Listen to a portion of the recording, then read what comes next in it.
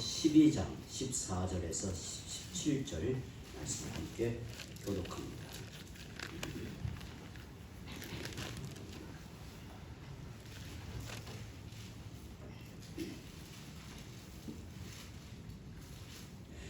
하나님의 말씀 히브리서 12장 14절에서 17절의 말씀을 함께 교독합니다. 모든 사람과 더불어 화평함과 거룩함을 따르라. 이것이 없이는 아무도 주를 보지 못하리라.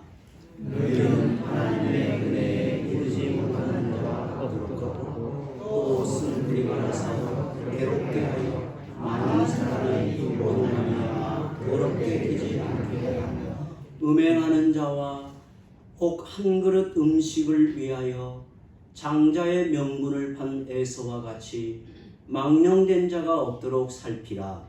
너희가 아는 바와 같이 그가 후에 축복을 이어받으려고 눈물을 흘리며 구하되 버림받아 회개할 기회를 얻지 못하였느니라. 아멘. 오늘 우리는 믿음의 주요 그 믿음을 온전하게 하시는 예수님을 바라보고 달려가는 믿음의 경주자입니다. 이 믿음의 경주에서 도달하게 될 목표는 영원하신 주 앞에 나아가 온전한 사랑으로 나누게 될 영원한 생명과 안식입니다. 하나님은 거룩하신 분이므로 거룩함이 없이는 아무도 주를 보지 못한다라는 사실을 우리는 지난 시간에 살펴보았습니다. 그런데 이 거룩함은 자기 홀로 추구하는 수도원적인 거룩함이 아니라 서로 용납하고 관용하는 화평을 통해 드러내는 인격의 열매이고 하나님과 이웃을 사랑으로 섬기는 삶의 태도를 통하여 그 거룩함이 열매를 맺는다고 생각했습니다. 예수님은 하나님과 원수된 우리를 십자가로 화목하게 하시고 둘 사이에 막힌 담을 넣으시고 화평을 이루신 평강의 주님이십니다. 그러므로 평강의 주님이 우리의 머리가 되시고 그의 구속의 은혜와 사랑으로 저희들이 세워져 가고 있다면 단지 분쟁을 피하는 정도가 아니라 적극적인 화평의 공동체가 되어야 하는 거지요. 그리할 때 우리는 주의 말씀대로 하나님의 아들답다, 하나님의 거룩한 백성답다라고 하는 일컬음을 받게 될 것입니다. 오늘 말씀은 이런 면에서 우리가 성도로서 반드시 주의해야 할 몇 가지를 당부하고 있습니다. 오늘 말씀 15절 16절을 다시 한번 함께 읽습니다. 시작. 너희는 하나님의 은혜에 이르지 못하는 자가 없도록 하고 또 쓴뿌리가 나서 괴롭게 하여 많은 사람이 이로 말미암아 더럽게 되지 않게 하며 음행하는 자와 혹 한 그릇 음식을 위하여 장자의 명분을 판 에서와 같이 망령된 자가 없도록 살피라. 아멘. 이 말씀이 이전 개역 성경에는 의미를 훨씬 강하게 표현되어 있습니다. 거기에는 3번 무엇을 두려워하고 라고 표현이 되어 있습니다. 이전 개역 성경을 이 부분을 제가 읽어드립니다.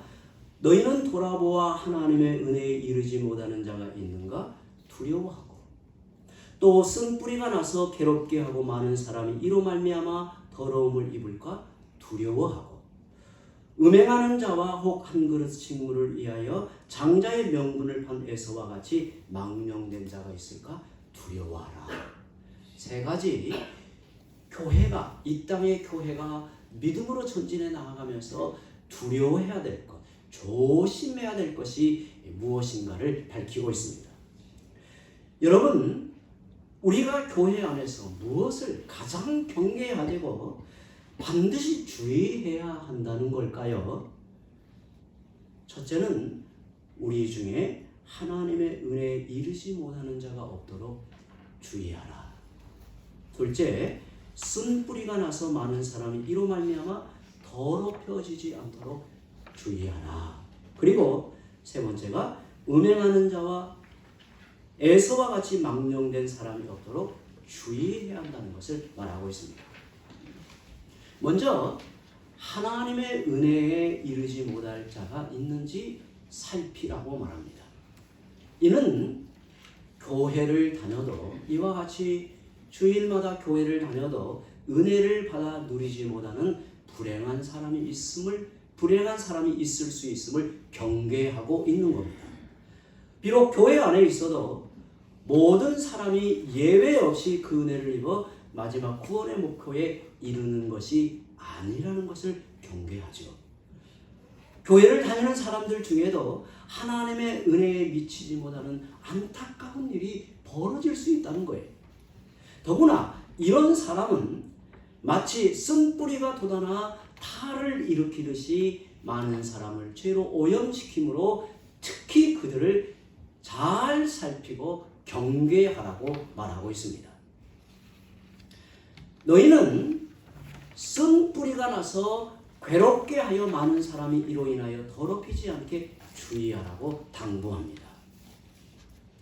한때 한국 교회에 크게 유행했던 내적 치유라는 프로그램이 있었습니다. 우리 성도들도 접해보신 분이 있을 거라고 생각합니다. 내적 치유에서 강조하는 것은 사람의 내면에 있는 상처를 적절하게 치유하지 못하면 건강한 신앙생활이 어렵다고 말합니다. 살아오는 과정에 큰 고통이나 충격을 받으면 내면에 상처가 남는다는 거예요. 그래서 그로 인하여 많은 문제를 일으킨다고 말합니다. 그 상처가 치유되지 않은 채 세월이 지나면 그 내면에 나 있는 상처가 쓴뿌리가 되어서 살아가는 중에 어려운 일을 겪을 때마다 그것이 밖으로 드러나 많은 문제를 일으키므로 그것을 치유하는 여러 가지 방법을 제시하는 프로그램이 한때 크게 유행한 적이 있습니다. 그런데 우리 내면에 쓴뿌리가 있다는 성경의 근거를 이 오늘 말씀 15절에 말하고 있는 내용을 근거로 이야기를 합니다. 그러나 오늘 말씀에 나오는 쓴뿌리는 아물지 않은 개인적인 상처의 고통이 아니라, 잘 들어보시기 바랍니다. 오늘 말씀에 나오는 쓴뿌리는 아물지 않은 개인적인 상처의 고통이 아니라 교회 공동체의 화평과 거룩함을 더럽히고 깨트리는 악한 영향을 지금 말하고 있는 겁니다. 이 말씀이 문맥에서 볼 때도 그렇고 구약 성경이 인용된 배경을 놓고 볼 때 그렇습니다. 이 말씀은 우리가 지금 수요 예배 때마다 살펴보고 있는 신명기 29장 18절에서 21절의 말씀을 인용하여 짧게 이 부분을 기록하고 있는데요. 신명기 29장 18절에서 21절을 우리 스크린 통해서 우리 천천히 읽어봅니다. 시작. 너희 중에 남자나 여자나 가족이나 집하나 오늘 그 마음이 우리 하나님 여호와를 떠나서 그 모든 민족의 신들에게 가서 섬길까 염려하며 독초와 쑥의 뿌리가 너희 주위에 생겨서 이 저주의 말을 듣고도 심중에 스스로 복을 빌어 이루기를 내가 내 마음이 완악하여 젖은 것과 마른 것이 멸망할지라도 내게는 평안이 있으리라 할까 하며 여호와는 이런 자를 사하지 않으실 뿐 아니라 그 위에 여호와의 분노와 질투의 불을 부으시며 또 이 책에 기록된 모든 저주를 그에게 더하실 것이라. 아멘. 우리는 신명기 29장 바로 앞에 28장의 유명한 말씀을 잘 기억하고 있습니다. 신명기 28장은 모세가 이스라엘 백성을 언약의 주님 앞에 세우고 너희가 이 언약의 말씀을 순종하여 살아갈 때 너희를 향하신 하나님의 언약의 복이 무엇인가를 밝힙니다. 그때 이스라엘 백성은 아멘으로 그 언약의 복을 받고자 하는 그 마음의 결심을 밝히죠. 그리고 이어서 언약을 언약의 말씀을 거역할 때, 언약 백성의 본분을 거역할 때 너희에게 임할 언약적 진노의 저주가 무엇인가를 또한 길게 밝힐 때 이스라엘 백성이 또한 아멘으로 기꺼이 그 언약의 말씀 앞에 서겠다고 밝히는 그 약속의 장면이 나와요. 그리고 29장의 말씀, 이 말씀이 이어져 나옵니다. 여기에서 독초와 쑥의 뿌리는 언약의 말씀대로 살아가야 할 언약 백성들 가운데 이 말씀을 무시하고 은밀하게 우상을 섬기면서 오히려 자기는 믿음이 좋다고 떠벌리며 공동체를 오염시키는 완악한 자들의 마음을 가리키고 있습니다. 어떤 상황인가 아시겠죠? 모세는 그들이 언약 공동체 안에 독초와 쑥의 뿌리와 같다고 말하면서 그들에게 모든 저주가 더하여질 것이라고 엄중히 경고하는 말씀이 방금 읽은 말씀입니다. 여러분, 사도가 신명기의 이 말씀을 여기에 인용한 이유가 뭘까요? 교회가 이 지상에 세워져 가며 전진해 나아갈 때 매우 경계해야 될 내용 중에 하나를 말하면서 이 말씀을 인용한 이유가 뭘까요? 교회 안에 그리스도를 닮아가는 화평과 거룩함을 추구하는 것을 무시하고 탐욕과 완악함의 영향을 퍼뜨리는 독초와 쑥과 같은 자들이 있었기 때문입니다. 그들의 탐욕은 하나님보다 다른 무엇에 마음이 기울어지게 만들었습니다. 그것을 가리켜 성경은 우상숭배라고 말합니다. 골로새서 3장 5절과 6절에 보시면 그러므로 땅에 있는 지체를 죽이라. 곧 음란과 부정과 사욕과 악한 정욕과 탐심이니 탐심은 우상숭배니라. 이것들로 말미암아 하나님의 진노가 임하느니라. 탐심은 곧 우상숭배로 나타납니다. 우상숭배는 탐욕의 결과라고 하는 거죠. 사도 바울은 육의 본성에서 흘러나오는 음란과 부정과 사욕과 악한 정욕과 탐심을 죽이라고 가르칩니다. 그럼에도 인간은 하나님의 뜻을 따르기보다 자신의 음란하고 악한 정욕을 채워줄 신들을 두려워하는데 그것이 바로 우상이라고 하는 거예요. 교회를 다니지만 하나님을 자기 욕심을 구하는 수단으로 여긴다면 겉으로 보기에 기독교 신앙으로 보이지만 사실은 우상 숭배와 같다는 것을 우리는 경계해야 됩니다. 이런 것들로 인하여 교회의 화평과 거룩함이 깨어지고 더럽혀지지 않도록 주의해야 하는 겁니다. 그렇지 않으면 교회 안에 탐욕이라는 독초의 쓴뿌리가 돋아나 어느 순간 하나님의 은혜가 무색해지고 언약의 징벌을 자처할 수 있으니 조심하라는 경고가 이 말씀의 의도인 거지요. 다음으로 교회가 살펴야 할 것은 한 그릇 음식을 위해 장자의 명분을 판 에서와 같이 망령된 사람이 없도록 경계하라는 거예요. 16절, 17절을 또 함께 읽어봅니다. 시작. 음행하는 자가 혹 한 그릇 음식을 위하여 장자의 명분을 판 에서와 같이 망령된 자가 없도록 살피라. 너희가 아는 바와 같이 그가 그 후에 축복을 이어받으려고 눈물을 흘리며 구하되 버림받아 회개할 기회를 얻지 못하였느니라. 아멘. 여기에 나오는 에서는 이삭의 큰아들입니다. 우리 성도들 성경의 내용을 잘 알고 계시지만 혹시 익숙하지 못한 분을 위해서 잠깐 좀 설명하면 이삭에게는 쌍둥이 자녀가 태어나죠. 큰 아들이 에서라고 하는 큰 아들이 태어납니다. 그런데 에서는 아버지로부터 상속받을 언약의 복을 이해하지 못하고 이 땅에 한 그릇 양식을 위해 장자의 명분을 팔아버린 망령된 자였다고 말합니다. 창세기 25장을 보시면 에서가 어떤 사람이었는가를 알게 되죠.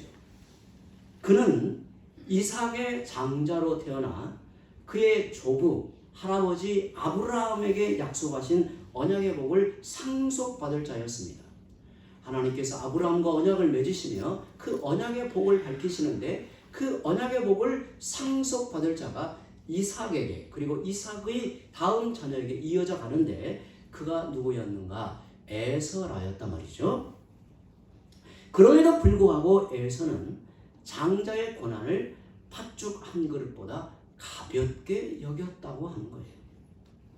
에서는 당장 배가 고파 죽겠는데 이 장자의 명분이 무슨 유익이 있겠는가? 이렇게 생각한 겁니다. 먹고 사는 게 우선이지 그 다음에 믿음도 지키는 거지 먹고 사는 것 외에 뭐가 더 중요하겠는가라고 생각을 한 겁니다. 본문 16절에 이런 생각으로 장자의 명분을 포기하고 팥죽을 달라고 손을 내민 에서를 가리켜 망령된 사람이다 라고 말합니다. 성도들이 이 땅의 양식을 하늘의 기업보다 더 우선적으로 여기며 그것에 얽매여 주님에게서 멀어진다면 그의 신앙을 가리켜 망령되었다라고 말하는 겁니다. 여러분, 교회 안에 한 그릇 음식을 위해 신앙을 하는 사람이 있을까요? 외형적으로는 없을 것이라고 보이지만 신앙생활을 그런 식으로 하는 경우를 저는 종종 보게 됩니다. 우리가 의의 백성으로 자라가 아들의 영광에 이르는 것이 얼마나 복된가를 모르면 이 땅에서 믿음 생활을 그런 식으로 하게 되는 거죠. 먹고 사는 게 우선이고 재물이 더 중요하게 여긴다면 믿음을 지키는 삶은 뒤로 물러가게 됩니다. 에서는 당장 허기져 죽겠는데 내게 장자의 명분이 무슨 유익이 있느냐고 생각을 한 겁니다. 에서는 외형적으로는 야곱의 시간에 있는 구약시대의 교회에 속해 있었지만 실제로는 하나님의 은혜에 이르지 못한 망령된 자였던 거죠.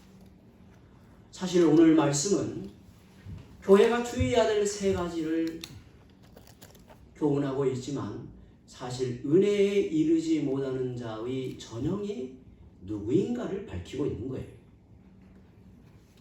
에서는 자신이 깨어지는 하나님의 징계와 연단 속에서 화평과 거룩함을 이루는 은혜의 목적을 알지 못했습니다. 에서는 한 번도 신자됨의 영광과 언약 백성의 복됨을 제대로 깨닫지 못했습니다. 그는 하나님의 은혜를 헛되이 받고 결국 하나님의 은혜로 이끄시는 영원한 생명과 복의 자리에 이르지 못한 거죠. 우리는 지금 세상으로부터 교회가 칭송을 받기보다 비난과 지적을 받고 있는 가슴 아픈 시절을 보내고 있습니다. 이는 한국 교회가 신자됨의 가치를 거룩과 화평이라는 인격과 성품으로 드러내지 못하고 숫자와 외형의 화려함으로 과시하려고 했던 탐욕의 결과로 우리는 겪고 있는 거예요. 물질과 직분과 높아짐으로 예수 믿는 복이라고 자랑을 했고 십자가의 복음으로 낮아지고 섬김으로 신자됨의 영향력을 보이지 못한 이유를 우리는 겪고 있는 겁니다. 성도 여러분, 저는 오늘 말씀을 맺으며 여러분 마음에 이렇게 질문하고 싶습니다. 과연 우리가 예수 믿는 것의 본질이 뭡니까? 그리스도의 믿음을 갖게 된 의미가 무엇입니까? 우리가 언약 백성으로서 받게 될 영원한 기업이 가장 소중하게 붙들고 있습니까? 그것은 형편이 어려우면 포기하고 괜찮으면 붙들고 사는 게 아닙니다. 그럴 수 있는 게 아니지요.